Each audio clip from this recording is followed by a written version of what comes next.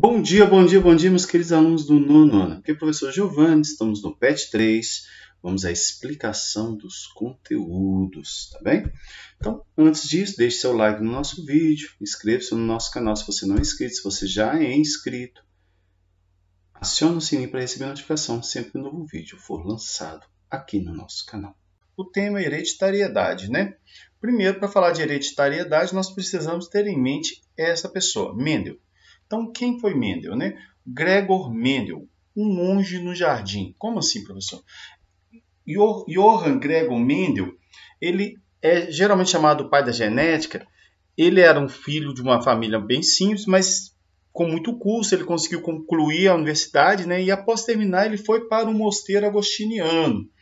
E lá ele se dedicou ao estudo, porque esse era o desejo dele. Naquela época não se falava nesse tipo de coisa, né?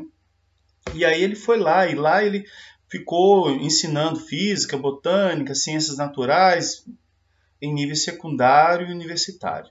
Eis o homem aí. E aí ele decidiu fazer um experimento mostrando sobre essas características e a passagem de pai para filho dessa característica. E aí ele começou a fazer essa pesquisa, né? De uma década. E aí ele utilizou vários seres vivos, plantas, abelhas, ratos, nada deu certo. E aí ele fixou nessa planta, nas ervilhas de jardim, Pisum sativum. Pisum sativum. Então, por quê? Porque ele quis utilizá-lo como sistema primário, sistema modelo primário. Aí ele as escolheu porque tem um ciclo rápido de vida, rapidamente já cresce, é fácil de plantar, rapidamente já dá sementes. E outra coisa, as características delas não se misturavam, né? Não tinha meio do caminho. A flor era branca ou roxa, a semente era amarela ou verde, era lisa ou rugosa, a planta era grande ou pequena, a flor era axial ou apical, não tinha meio termo, né? Então, além dessas características, ela também ela permitia a autofecundação, quer dizer, com a mesma planta você conseguia pegar o grão de pólen e aplicar no estigma lá da planta, da flor, e fecundar e dar sementes da própria flor, né? Então isso auxiliava para poder descobrir linhagens puras, né? Coisas desse tipo assim. Então, um sistema modelo é um organismo que torna mais fácil para o pesquisador investigar uma questão científica particular, como a maneira pela qual as características são herdadas, nesse caso que é o que Mendel está fazendo, né? Estudando um sistema modelo, pesquisadores podem aprender princípios gerais que aplicam-se a outros organismos ou sistemas biológicos mais difíceis de investigar, tais como seres humanos, né? Hoje em dia, a gente tem até muito avanço com relação à genética em seres humanos, mas é pouco ainda, porque há muitas coisas que são difíceis, porque há muitos genes, né? Então, Mendel estudou essa herança, né, de 7 características, tá? Em diferentes ervilhas. Altura, cor da flor, cor da semente, formato da semente, formato do fruto e aí vai. Para fazer isso, ele primeiro estabeleceu linhagens de ervilhas com 2 diferentes formas de uma característica, tal como alta versus baixa. Ele cultivou essas linhagens por algumas gerações até que elas fossem puras. Como assim? Elas sempre produziam descendentes idênticos, a raça de cachorro, né? Aos genitores, para aquela característica, tá bom? Então cruzou-as entre si e observou como as características eram herdadas. Esse é o experimento dele, tá? Então olha as 7 características que ele pegou. Isso aí está no PET, né? Textura da semente, lisa ou rugosa, cor da semente, verde ou amarela, a cor das pétalas das flores, branca ou violeta, forma da vagem, inflada, com espaço, né, entre as sementes e a casca, ou comprimida, com a casca junto com a semente, cor da vagem, amarelo ou verde, posição das flores, axial, né, onde nasce o ramo, ou terminal, ou apical, na ponta do ramo, altura da planta, alta ou baixa. Então não tinha meio termo, não tinha meio alto, não tinha amarelo escuro, verde claro, não tinha a cor rosa, não tinha, tá bom?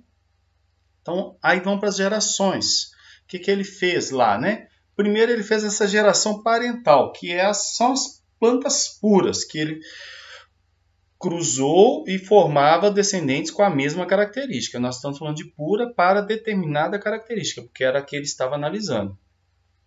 Essas plantas, elas são o que nós hoje conhecemos como homozigóticas. Por quê? Porque elas possuem os dois alelos iguais, tá? E aí vem a geração F1, plantas híbridas, tá? Quer dizer, são aquelas heterozigóticas, porque pegou uma pura com uma característica, pura com outra característica, cruzou e formou a F1, que aí são heterozigóticas, elas têm um dominante e um recessivo. Né? Aí formaram essas aí, que são as chamadas híbridas. Tá? Aí tem uma característica de cada uma nela, genética, né? E aí chegou a F2, mas aí todas ficaram com a mesma característica, com a característica da pura, tá? Da cor dominante. E aí na F2 ele pegou essas híbridas, que tinha a característica só da dominante, cruzou entre elas ou fez autofecundação, e aí veio as plantas que vieram a F2, que aí 25% de um e 75% de outro. Vamos ver aqui? Então, vamos lá. Ele pegou uma verde, uma amarela, ambas puras, cruzou. Formou as híbridas, todas amarelas. Semente, né? Com a semente amarela. Aí pegou essas de semente amarela, cruzou entre elas, aí formou uma verde para 3 amarelas, ou seja, 25% de verde e 75% de amarelas, né?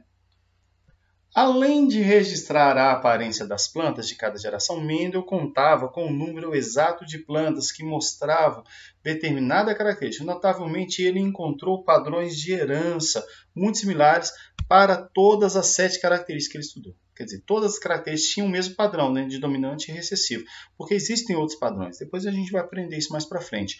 Aí, uma forma de característica, como por exemplo alta, sempre escondia a outra forma, como por exemplo a baixa. Então, quer dizer, cruzou uma alta com uma baixa pura, né? Saíram todas altas, igual a gente viu ali agora, cruzou a verde com a amarela, saíram todas amarelas, né? Então, a primeira geração do cruzamento saía assim. Aí ele chamou a forma visível de traço dominante e a forma escondida de traço recessivo.